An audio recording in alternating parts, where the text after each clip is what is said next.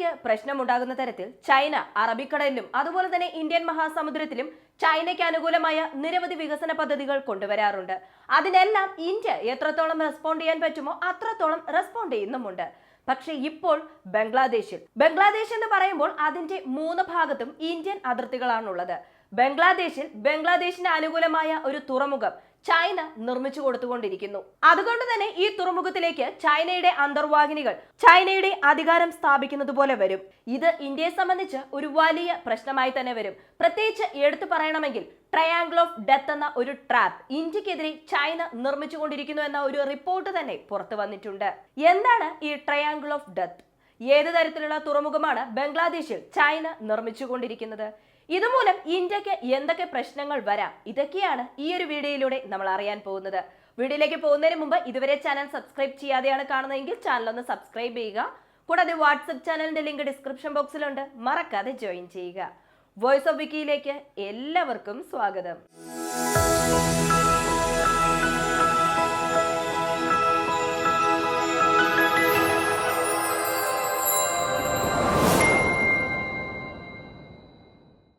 ബംഗ്ലാദേശിലുള്ള ചത്തോഗ്രാം port China എങ്ങനെ ശ്രീലങ്കയിലെ Hambantota port ലീസിനെടുത്ത് നിരവധി വികസന പദ്ധതികളൊക്കെ ചെയ്തുകൊണ്ടിരുന്നോ അതുപോലെ ബംഗ്ലാദേശിലുള്ള ഈ ചത്തോഗ്രാം പോർട്ടിനെ അടുത്ത ഘട്ടത്തിലേക്ക് കൊണ്ടുപോകാൻ പറ്റുന്ന ഒരു പ്രോജക്റ്റിൽ ഏർപ്പെട്ടുകൊണ്ടിരിക്കുന്നു എന്ന് പറയാം. പക്ഷേ ഈ ഒരു പ്രോജക്റ്റ് അങ്ങനെ നിൽക്കാതെ അടുത്ത ഘട്ടത്തിലേക്ക് പോയി ചൈനയുടെ ഒരു സബ്മറൈൻ ബേസ് ഇവിടെ ബംഗ്ലാദേശിൽ നിർമ്മിച്ചുകൊണ്ടിരിക്കുന്നു. ബംഗ്ലാദേശ് 2013 ഏകദേശം 300 മില്യൺ വാല്യൂ ഉള്ള type 035 diesel electric attack submarine ചൈനയുടെ പക്കൽ നിന്നും വാങ്ങി. ഈ ഒരു സബ്മറൈൻ ചൈനയുടെ അതിനവീന സബ്മറൈൻ ആണോ എന്ന് ചോദിച്ചാൽ അല്ല. 1990 കാലഘട്ടത്തിൽ തന്നെ ചൈന അവരുടെ സൈനിക വിഭാഗത്തിൽ അതായത് നേവിയിൽ ഉപയോഗിച്ചുകൊണ്ടിരുന്ന ഒരു സബ്മറൈൻ ആണ്. ആ സബ്മറൈനെ ചെറുതായി ഒന്ന് പോളിഷ് ചെയ്ത് അത് ബംഗ്ലാദേശിന് കൊടുത്തു. ബംഗ്ലാദേശിൽ ഈ സബ്മറൈൻ വന്ന ഉടൻ തന്നെ ഈ സബ്മറൈന് അത്രത്തോളം എഫിഷ്യൻസി ഇല്ല. ഈ സബ്മറൈനെ ചുറ്റിപ്പറ്റി തന്നെ പല പ്രശ്നങ്ങളും ആരോപണമായി ഉയർന്നിരുന്നു. ഈ സബ്മറൈൻ വെച്ച് ബംഗ്ലാദേശിന്റെ അടുത്ത പ്രശ്നം എന്താണെന്ന് ചോദിച്ചാൽ ഈ സബ്മറൈൻ നിർത്തിയിടാനായി ഒരു ഡോക്കിംഗ് ഫെസിലിറ്റി ബംഗ്ലാദേശിൽ ഇല്ല. അങ്ങനെ വരുന്ന സമയത്ത് ചൈനയോട് വീണ്ടും ഒരു അഭ്യർത്ഥന നടത്തി. ഈ ഒരു സബ്മറൈൻ സർവീസ് ചെയ്യാനും അതുപോലെ നിർത്തിയിടാനുമായി ഒരു തുറമുഖം നിർമ്മിച്ചു തരണം. ഓൾറെഡി ഒരു തുറമുഖത്തിൽ ചൈനയുടെ ചെറിയ രീതിയിലുള്ള ഇൻഫ്ലുവൻസ് ഒക്കെ ഉണ്ട്. ഇപ്പോൾ വീണ്ടും പുതിയതായി ഒരു തുറമുഖം തന്നെ നിർമ്മിച്ചുകൊണ്ടിരിക്കുന്നു. ഈ തുറമുഖം ബംഗ്ലാദേശിൽ നിർമ്മിക്കുന്നത് കൊണ്ട് ഇന്ത്യക്ക് യാതൊരു പ്രശ്നവുമില്ല. പക്ഷേ ഡോക്കിംഗ് ചെയ്യുന്ന രീതിയിൽ ആ തുറമുഖം നിർമ്മിച്ചു കഴിഞ്ഞാൽ ഇന്ത്യക്ക് അത് വളരെ വലിയ പ്രശ്നമായി മാറും. കാരണം ചൈന അവരുടെ ലോജിസ്റ്റിക്സ് മൂവ് ചെയ്യാൻ തുടങ്ങും. ഇതും ബംഗ്ലാദേശിനുള്ള ഒരു ട്രാപ്പ് തന്നെയാണ്. ഹമ്പൻതോട്ട എല്ലാവർക്കും അറിയാം, ശ്രീലങ്കയിലെ ഒരു തുറമുഖം തന്നെയാണിത്. ഈ ഒരു തുറമുഖം ചൈനയ്ക്ക് അത്ര ആവശ്യമുള്ള തുറമുഖമല്ല. എന്നിട്ട് പോലും ആ തുറമുഖത്ത് വെച്ച് ചൈനയുടെ നിരവധി വികസന പദ്ധതികൾ അവിടെ അടിച്ചേൽപ്പിച്ച് ശ്രീലങ്കയെ കൊണ്ട് നിരവധി പണം ചിലവഴിപ്പിച്ച് ശ്രീലങ്കയെ കടക്കെണിയിലാക്കി. അതിനുശേഷം ഒരു ഘട്ടം കഴിഞ്ഞപ്പോൾ ഈ കടമൊന്നും നമുക്ക് അടയ്ക്കാൻ പറ്റില്ല എന്ന രീതിയിലായ സമയത്ത് 100 വർഷത്തേക്ക് ചൈന ആ തുറമുഖം ലീസിനെടുത്തു. 100 വർഷത്തേക്ക് ശ്രീലങ്കയ്ക്ക് ആ തുറമുഖത്തിൽ ഒന്നും തന്നെ ചെയ്യാൻ പറ്റില്ല. പക്ഷെ ചൈന വിചാരിച്ചാൽ എന്തും ചെയ്യാം. ഒരു യുദ്ധ സാഹചര്യം വന്നുവെങ്കിൽ അവരുടെ യുദ്ധക്കപ്പൽ വരെ അവിടെ ഡോക്കിംഗ് ചെയ്യാൻ പറ്റും. ഇതേപോലെ ഒരു സ്ട്രാറ്റജിക്കൽ മൂവ് ചൈനയുടെ ഭാഗത്തു നിന്നും ബംഗ്ലാദേശിലും ഉണ്ടാകാം. ബംഗ്ലാദേശിലെ ഈ ഒരു തുറമുഖം നിർമ്മിക്കുന്നതിനുള്ള ഫണ്ടിംഗ് ചൈനയിൽ നിന്നുമാണ് വരുന്നത്. ചൈനയുടെ മേൽനോട്ടത്തിലാണ് ആ തുറമുഖം ഇപ്പോൾ നിർമ്മിച്ചുകൊണ്ടിരിക്കുന്നത്. ഓൾറെഡി ചൈനയുടെ നിരവധി എഞ്ചിനീയേഴ്സും നിരവധി ആർമി ഒഫീഷ്യൽസും ഈ സബ്മറൈൻ ട്രെയിൻ ചെയ്യാനായി ഈ തുറമുഖത്തിലേക്ക് പോയിട്ടുണ്ടായിരുന്നു. പക്ഷേ ഈ ഒരു പ്രോജക്റ്റിനെ കുറിച്ച് ബംഗ്ലാദേശ് എന്താണ് പറയുന്നതെന്ന് വെച്ചാൽ ബംഗ്ലാദേശ് ഈ ഒരു പ്രോജക്റ്റ് ഇപ്പോൾ ഇനീഷ്യേറ്റ് ചെയ്തതിന്റെ പിറകിൽ മറ്റൊരു കാരണവുമില്ല. അവരുടെ നേവിയെ ആധുനികവൽക്കരണം നടത്തുന്നതിന്റെ ഭാഗമായിട്ടാണ് ഇപ്പോൾ ഇത് നടന്നുകൊണ്ടിരിക്കുന്നത്. ഇതുമൂലം ഇന്ത്യക്ക് യാതൊരു പ്രശ്നവും ഉണ്ടാവില്ല എന്ന് ഞങ്ങൾ അഷുറൻസ് തരാമെന്നാണ് അവർ പറഞ്ഞിട്ടുള്ളത്. പക്ഷേ ഇന്ത്യയെ സംബന്ധിച്ച് നോക്കുകയാണെങ്കിൽ തീർച്ചയായും ഇന്ത്യക്ക് ഇതൊരു ഭീഷണി തന്നെയാണ്. ഞാൻ മുൻപ് തന്നെ പറഞ്ഞിട്ടുണ്ടായിരുന്നു ചൈന അവരുടെ ലോജിസ്റ്റിക്സ് മൂവ് ചെയ്യാനും സാധ്യതയുണ്ട് എന്ന്. തൽക്കാലം 2 സബ്മറൈൻസ് ആണ് ഓർഡർ ചെയ്തിരിക്കുന്നത്.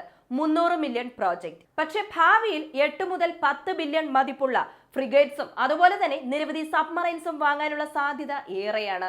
എപ്പോൾ വേണമെങ്കിലും ഇതിന്റെ ഒരു എഗ്രിമെന്റ് 2 രാജ്യങ്ങൾക്കും മധ്യ സൈൻ ആകാമെന്നും പറഞ്ഞിട്ടുണ്ട്.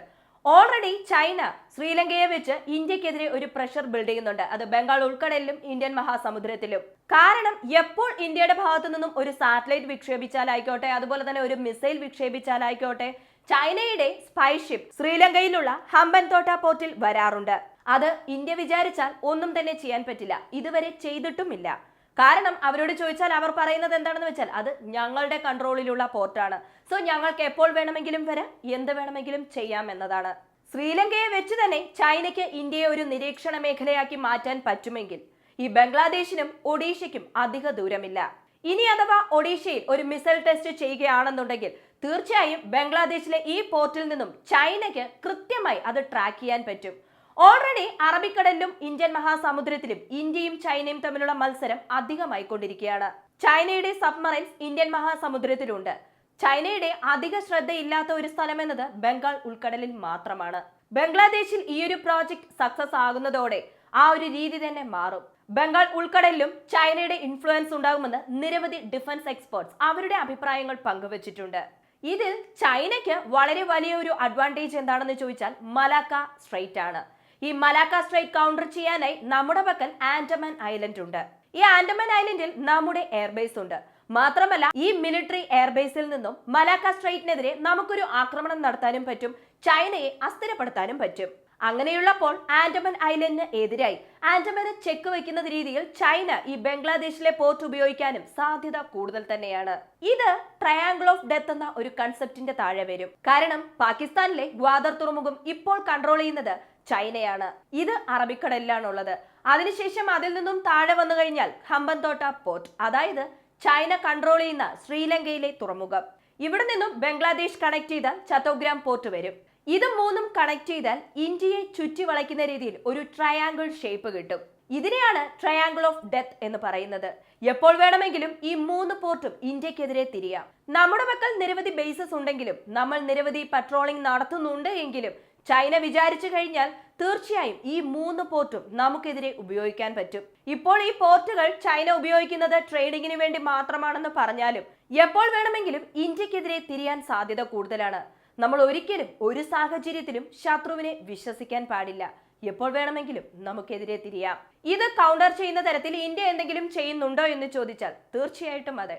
പാകിസ്ഥാന്റെ ഈ ഒരു പോർട്ടിനെ കൗണ്ടർ ചെയ്യുന്ന തരത്തിൽ ഓൾറെഡി ഇറാനും ഇന്ത്യയും തമ്മിൽ പോർട്ട് സംബന്ധമായ ചർച്ചകൾ നടക്കുന്നുണ്ട്. ആ ചർച്ചകൾ വിജയകരമായി പൂർത്തിയാകുകയാണെങ്കിൽ പാകിസ്ഥാനെ കൗണ്ടർ ചെയ്യാൻ പറ്റും. ഇനി ശ്രീലങ്കൻ പോർട്ടായ ഹമ്പൻതോട്ട പോർട്ട്, ഈ പോർട്ടിനെ എങ്ങനെ കൗണ്ടർ ചെയ്യാൻ പറ്റുമെന്ന് നോക്കുമ്പോൾ നമ്മുടെ പക്കലുള്ള ഒരു സുപ്പീരിയർ ആയ ഒരു ഓപ്ഷൻ എന്നത് തഞ്ചാവൂർ എയർബേസ് ആണ്. ഈ തഞ്ചാവൂർ എയർബേസിനെ കുറിച്ച് സംസാരിക്കണമെങ്കിൽ തീർച്ചയായും മറ്റൊരു വീഡിയോ ആയി തന്നെ അപ്ലോഡ് ചെയ്യണം. കാരണം അത്രത്തോളം സ്ട്രാറ്റജിക്കലി സൗത്ത് ഇന്ത്യയെ സംരക്ഷിക്കുന്നത് ഈ ഒരു എയർബേസ് ആകാൻ പോവുകയാണ്. തഞ്ചൈ എയർബേസിൽ ഓൾറെഡി നമ്മുടെ Su-30 MKI വേരിയന്റ് വിമാനങ്ങൾ നിർത്തിയിട്ടിട്ടുണ്ട്. ഈ വിമാനങ്ങളിലെല്ലാം നമ്മുടെ ബ്രഹ്മോസിന്റെ എയർ ലോഞ്ചർ വേർഷൻ ഇന്റഗ്രേറ്റ് ചെയ്താണ് നിർത്തിയിരിക്കുന്നത്. ഈ വിമാനം വിചാരിച്ചാലും ശ്രീലങ്കയെ മുഴുവനായും ഇല്ലാതാക്കാൻ പറ്റും. അതുപോലെ തന്നെ ശ്രീലങ്കയിലേക്ക് വരുന്ന ചൈനയുടെ കപ്പലിനെയും ഇല്ലാതാക്കാൻ പറ്റും. അടുത്തത് ബംഗ്ലാദേശിൽ ഇപ്പോൾ നിർമ്മിച്ചുകൊണ്ടിരിക്കുന്ന ഈ ഒരു പോർട്ട്. ഈ ഒരു പോർട്ടിനെ കൗണ്ടർ ചെയ്യാനായി നമ്മുടെ പക്കൽ INS വിക്രാന്ത് ഉണ്ട്. INS വിക്രാന്ത് വെച്ച് ബംഗ്ലാദേശിലെ ചൈനയുടെ ഇൻഫ്ലുവൻസ് അധികമായാലും ബംഗ്ലാദേശ് ഇന്ത്യക്കെതിരെ തിരിഞ്ഞാലും നമുക്ക് കൗണ്ടർ ചെയ്യാം. സോ ചൈന ബംഗ്ലാദേശിൽ അവരുടെ ഇൻഫ്ലുവൻസ് അധികമാക്കിക്കൊണ്ടിരിക്കുകയാണ്. ഇതൊരിക്കലും ഇന്ത്യക്ക് അത്ര നല്ലതല്ല. കാരണം ഇൻഡയറക്റ്റ് ആയി നമുക്ക് ഒരു പ്രഷർ ബിൽഡ് ആയിക്കൊണ്ടിരിക്കും. ഈ ഒരു വീഡിയോയെ കുറിച്ചുള്ള നിങ്ങളുടെ അഭിപ്രായങ്ങൾ മറക്കാതെ കമന്റായി ചേർക്കുക. വീഡിയോ ഇഷ്ടമാവുകയാണെങ്കിൽ ലൈക്ക് ചെയ്യുക, ഷെയർ ചെയ്യുക, കൂടാതെ ചാനൽ ഒന്ന് സബ്സ്ക്രൈബ് ചെയ്ത് സപ്പോർട്ട് ചെയ്യുക. വീണ്ടും അടുത്ത വീഡിയോയിൽ കാണാം. നന്ദി, നമസ്കാരം.